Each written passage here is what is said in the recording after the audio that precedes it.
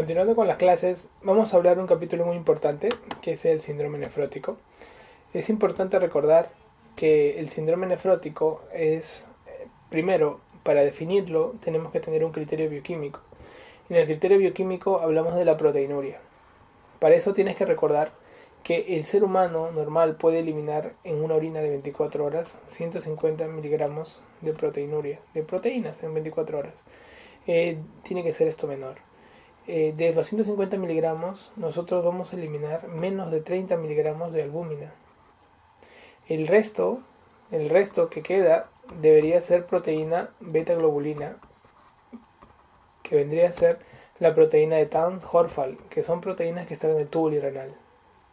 Si el paciente bota más de 150 miligramos, estamos entrando a un cuadro importante de pérdida proteinúrica.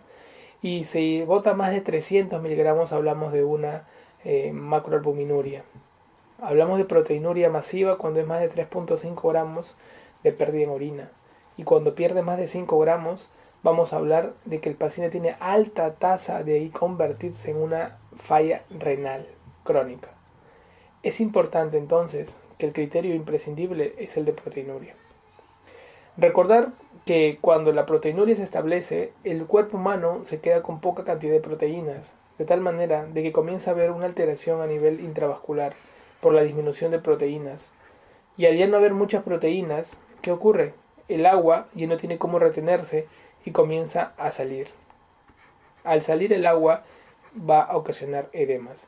Justamente cuando uno habla de la causa de edemas en los pacientes nefróticos, se dice de que tiene dos hipótesis. La primera hipótesis, y la más importante acá, es porque hay una pérdida de la albúmina y hay una salida de agua. La otra hipótesis, que tiene menos peso, es que hay una retención anormal de sodio y por lo tanto retiene. En casos de pacientes con síndrome nefrítico, la hipótesis de retención de sodio es más fuerte, por lo que en ellos se da más esa hipótesis. Más acá el edema por nefrótico es por una hipoalbuminemia manifiesta que hace disminuir la presión oncótica.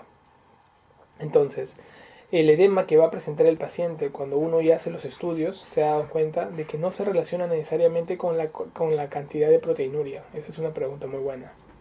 Ojo, no se relaciona, no es directamente proporcional, nada, o sea, es independiente. Recordar que cuando uno ya está viendo las causas de este paciente clásico que nos ponen en las preguntas, con edemas en párpados, con edemas en dorso de manos y pies porque son tejido conjuntivo laxo, vamos a ver que el 80% de las causas de síndrome nefrótico es una causa primaria, o sea, viene del riñón. Para ello hay tres formas de clasificar las causas. Una por anticuerpos, donde vamos a ver el lupus a la cabeza como vasculitis representativa y la glomerulonefritis propiamente dicha. Otras causas son metabólicas, donde tenemos a la diabetes como la causa más importante de síndrome nefrótico y la causa más frecuente de síndrome nefrótico en los pacientes adultos en general. Y la amiloidosis también es una causa metabólica.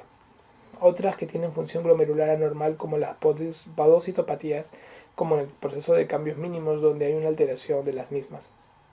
Cuando uno recuerda las causas, tiene que enumerar todas, las más frecuentes. Los cambios mínimos son los más frecuentes en niños. La membranosa es la más frecuente, la glomerulonefritis más frecuente en adultos, pero no es la causa más frecuente de síndrome nefrótico, ya que la causa más frecuente es diabetes. Podemos encontrar la focal segmentaria como segunda más frecuente en niños, la membrana proliferativa es la amiloidosis. Esto de cara a entender un poco el síndrome nefrótico. Acá un poco el tema que te hablaba de la cantidad de albúmina. Normalmente no debería perderse más de 30. Hablamos de microalbuminuria cuando es hasta 299 y una macroalbuminuria o proteinuria más de 300. Y hablamos de una proteinuria masiva cuando es más de 3.5 gramos. Entonces el paciente con síndrome nefrótico ocurre de que hay una lesión glomerular y esto hace que haya un aumento de la permeabilidad normal, lo que va a conllevar a una proteinuria y una pérdida de la selectividad. La membrana, ustedes van a escuchar hablar de albuminuria selectiva y albuminuria no selectiva. Se dice albuminuria selectiva cuando más del 90% de la eliminación de proteínas es albúmina. Eso es selectividad. Si esto es menor de este porcentaje, se habla de no selectividad. El paciente nefrótico tiene una pérdida no selectiva porque pierde no solo albúmina, sino también pierde otras proteínas por el daño, dependiendo del daño en realidad. Al comienzo solo es albúmina, después dependiendo del daño establecido pueden ser más proteínas. En cambio el nefrítico sí pierde más proteínas porque es una lesión de la permeabilidad más severa. El paciente comienza, al perder proteínas, hace que el hígado comience a producir pues una cantidad de proteínas que compensen estas pérdidas. Y el hígado tiene que ver qué tipo de proteína le conviene crear. Lo más barato para el hígado es crear lipoproteínas porque es de recambio rápido, puede regenerar mucho más rápido y todo ello, por lo que comienza a producir proteínas de transporte de colesterol, comienza a producir proteínas de transporte lipídico, descuida la producción de proteínas que son importantes para las infecciones, como el complemento. Hay proteínas importantes que son anticoagulantes naturales como la antitrombina 3 son descuidadas en su producción, por lo que tiene más tendencia a hacer trombosis. Entonces él comienza a tener el paciente esta hipoproteinemia, comienza a tener una clínica, manifiesta de diferentes maneras. El edema por la hipoproteinemia comienza a disminuir el volumen efectivo renal, que lo puede terminar en una insuficiencia renal aguda porque va a llegar poca cantidad de carga de volumen al riñón, y comienza a haber una disminución de inmunoglobulinas importantes de complemento antitrombina 3. Aparte de ello, la hiperlipidemia que se va a manifestar es porque el hígado comienza a producir mayor cantidad de proteína de transporte de lípidos. Entonces, el paciente comienza a tener cambios debido a este comportamiento y comienza a dar clínica distinta. Por ejemplo, puede presentar anasarca. Estoy presentando la clínica dependiendo de la palabra nefrótico, como para que nos permita resumir los cuadros que se van a ver. Puede llegar a anasarca el paciente, puede llegar a embolismo. Se dice que el 50% de los pacientes nefróticos tienen un cuadro, una predisposición de hacer embolismo natural porque precisamente los anticoagulantes naturales están descuidados y tiende a hacer en un 5% de casos tromboembolismo pulmonar. Las infecciones están a la orden del día, sobre todo los encapsulados como el neumococo, debido a que las inmunoglobulinas están disminuidas. Vamos a tener que el paciente puede tener insuficiencia renal aguda por disminución del volumen plasmático efectivo debido al descuido por la hipoalbuminemia que ha presentado. El colesterol aumenta debido a la mayor cantidad de transporte de este tipo de carga de lípidos, y esto hace que el paciente tenga una hipercolesterolemia asociada. Las tubulopatías que se pueden presentar también son importantes porque el síndrome nefrótico, cuando se presenta con una tubulopatía manifiesta, se puede dar de que incluso la pérdida de algunos iones como el sodio y calcio se ven manifestadas en este tipo de pacientes. Es importante la parte cutánea, que podemos observar nosotros las líneas de Muerke, que son líneas transversales que se ven en las uñas, y necesitamos como una parte clínica importante que se pueda dar. La parte de la oncosis, básicamente la hipoalbuminemia que se va a manifestar en estos pacientes, va a terminar jugando un daño final debido a que la hipoalbuminemia a la larga, si no responde el paciente, incluso en la parte de la diuresis porque está haciendo falla renal y no responde, tenemos que darle albúmina de soporte para precisamente compensar el daño y evitar que haya una falla renal por disminución del volumen plasmático efectivo. Entonces, en el paciente nefrótico que debute con una hipocomplementemia, la primera posibilidad que hay que pensar es en la membrana proliferativa.